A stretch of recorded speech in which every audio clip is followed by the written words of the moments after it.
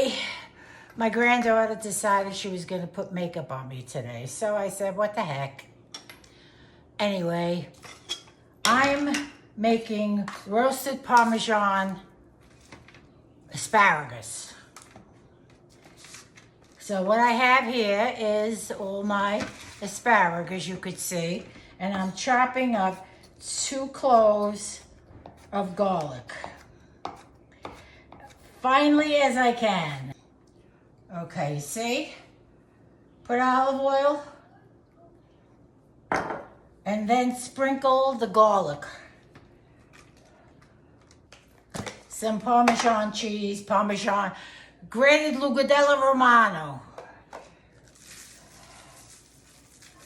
Delicious.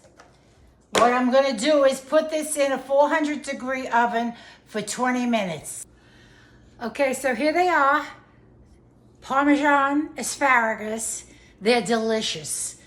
As I said, there's garlic, olive oil, and grated cheese on there. And I put it in the oven at 400 degrees for 20 minutes. And they are delicious. Oh, wow. I hope you try them.